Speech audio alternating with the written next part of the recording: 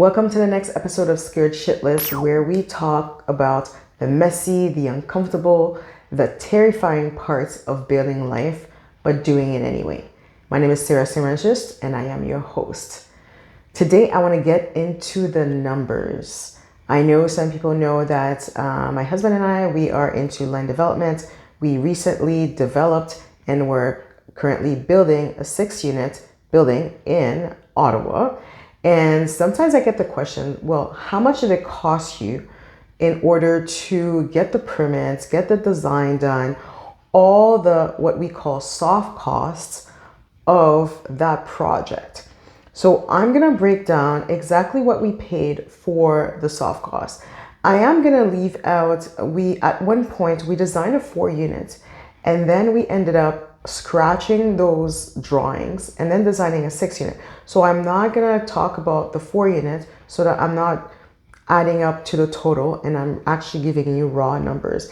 I'm going to try to explain to you what each of those fees are for. And I must admit, I'm not an architect, I'm not an engineer. So there's a lot of things that I can't explain to you. I just know at the time we needed it to get a permit, so we did it. So let's jump right into it. The first thing that you're going to need and this is purely soft cost. The first thing that you're going to need when you buy a property in order for anyone to get a drawing, to get plans, is a survey. A survey is basically somebody coming to a property, getting an aerial view and letting you know where are your lot lines, where does the structure stand on the property, if there are trees or any other structures. It basically drawing out what's on your property and the lot lines and the size, etc. Anybody who's going to make a plan to design any building is going to need that survey. So for that survey, including taxes, we paid about $4,400. And at some point, you're going to need to apply for minor variances. And in our case, we also applied for severance. So what are minor variances? It's basically the city tells you this is how far from the lot line that you are able to build a structure. But sometimes you may ask the city, hey, instead of giving up 5 meters at the rear, can I give up 4? Instead of giving 6 meters at the sides, can I give up 3? So you're essentially applying for the city to maybe reduce the amount of space that you have to leave between your structure and your lot lines. You may also ask for minor variance for height. And the city sort of have to decide when a variance is minor versus major. And typically your designer, your architect, they will tell you if whatever you're asking is a minor variance or not. And for us, it was just adjustments in the setbacks, which is pretty much space that we are leaving between the lot line and the structure. So we had to apply for that, and we applied for the severance at the same time. And that cost us $7,300, more precisely $7,380. And also, now let's get into the drawings. Essentially, at first, we paid $600 just for the designer to give us a preliminary massing, meaning what could that look like? Basically, what they're doing a rough drawing of maybe how many units you can get on your lot and what's the square footage of those units that you can get approximately.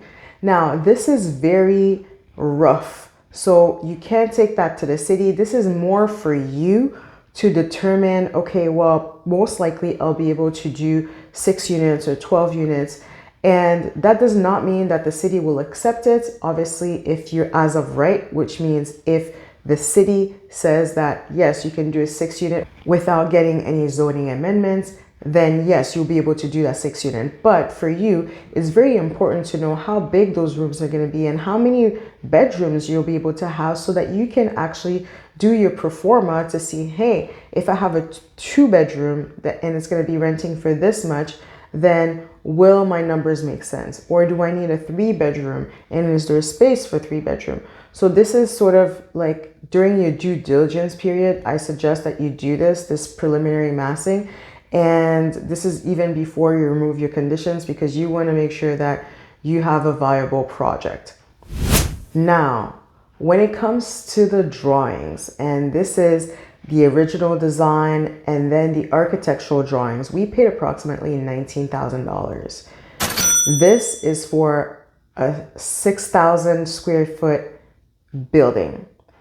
We were charged approximately $1.25 per square foot. So in the end, as much as they give you a quote, it does depend on how big your building is going to be, and you're going to be charged based on that. But because you did a preliminary massing, your designer approximately knows how many square feet that your building is going to have, so they can give you a rough estimate of what your invoice is going to look like. Mind you, I know people who pay much less, and I know people who pay much more for this service.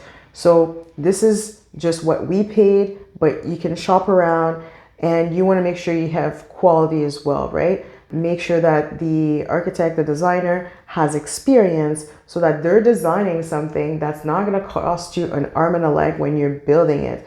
So you may want to get the input of a general contractor, somebody that has built before, because certain parts of a design may be more expensive to build more than others, and you want to avoid anything that's going to cost you too much to build, especially if you're building a rental property. The structural review by a structural engineer cost us about $2,400. Roof plan and floor plans were about $1,200. Lot servicing and lot grading plan is about $4,100. Then you also need HVAC design and energy efficiency. That was about $10,000. We wanted to apply for CMHC, and they require a certain level of energy efficiency. So we needed to find a contractor that was familiar with the requirements of CMHC and could design something that would meet the energy efficiency criteria of CMHC. So all of that in total costs about $10,000. Once you apply to the city and they approve your project, they'll want you to deposit a reference plan with the city. It's basically the survey that you're depositing in. I'm not 100% sure what is the whole difference between the survey and the reference plan, but we had to pay extra for a consultant to make this reference plan and to be able to submit it to the city. And the total was approximately $3,500 for this. Once you have your drawings pretty much set, you know what your square footage is going to be. Obviously at the beginning, you're running your numbers based on market rents and estimated net operating income. But at some point you probably want to have an appraisal for as if complete. So as if your building was actually built. And that's going to be very useful. Number one, if you're raising capital, but number two, that's going to be necessary for whoever's going to finance your construction project. They want to know, well, if I'm giving you $1.5 million in order to build this building, I want to make sure that it's worth way more, so that I know that you're going to be able to refinance and pay me out at the end. So they'll want an as if complete appraisal, and that cost us $4,300. At some point, we ran into some issues with the excavation reports because we were so close to the lot line. So we had to get an excavation report, which cost us $700. We ended up getting a geotechnical report, and I actually regret getting that because we got it because we were going to apply for CMHC and CMHC requires it. But with the financing that we obtained, we actually didn't need it at the time. We may need a geotechnical report at a later time during a takeout mortgage, but by that time, the lender is going to want to see an updated geotechnical report.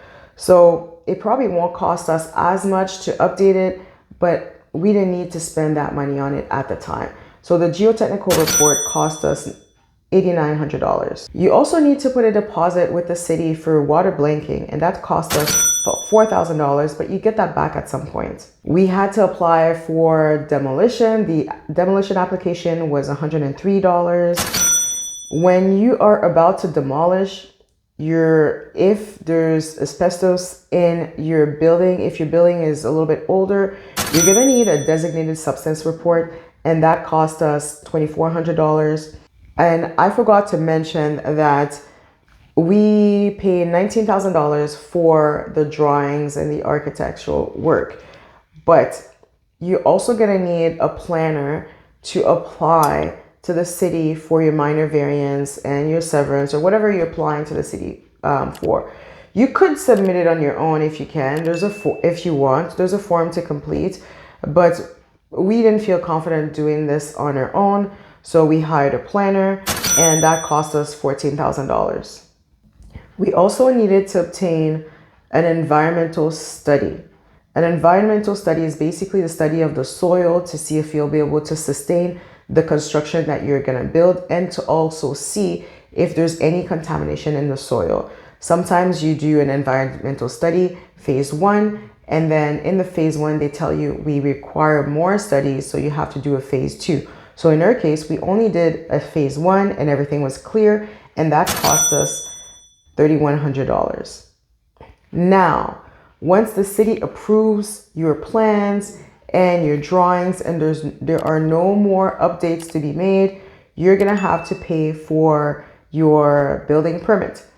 In total for a building permit, we paid about $29,000, and the breakdown was $11,000 for a cash-in-lieu, which basically is cash in lieu of parkland. So if you're not offering parkland on your property, on the land that you're building, then you have to pay the city cash in lieu of that land so that they can take that money and build parks elsewhere. So essentially you're paying for that. That cost us $11,000.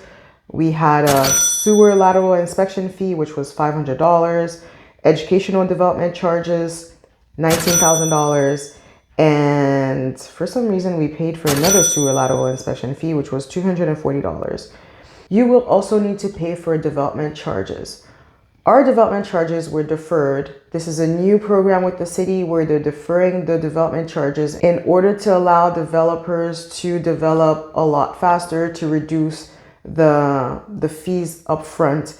Essentially, you only pay it once you are at occupancy. Now, I actually don't really know exactly how much our development charges are going to be. I estimate them to be about $40,000, which for us, it's relatively low. But depending on your project, you can pay well above $200,000 for development charges. Some people pay $500,000 for development charges. So it's very important that you actually know how much they're going to be, because those can be very, very expensive, and you do have to budget for that in your pro forma. Lastly, along the way, we pay for accounting fees, and that's about $2,700.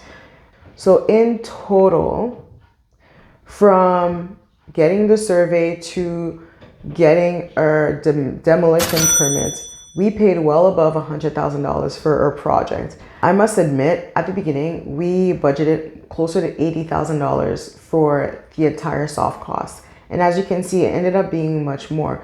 So it's very important to talk to a lot of people to see how much they paid, and prices change. They increase as time go. And also depending on the consultants that you hire, prices can be higher or lower. So it's very important to get your numbers right before moving forward with a project, because you don't want to be stuck where you're out of money, or you budgeted a certain amount, which means that at the back end your property will cash flow X amount, and then you find out that you need much more, which means less return on somebody's investment if you're using investors.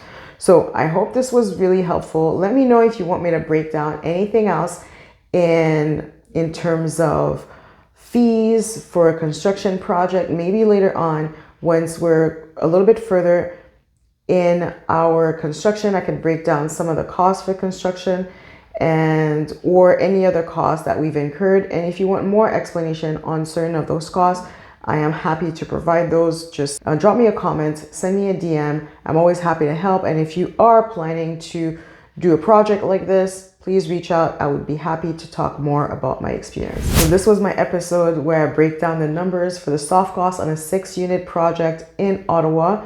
And this was a little bit more dry in terms of content, but I think it's very important to outline these to help anybody else that's going through the same thing.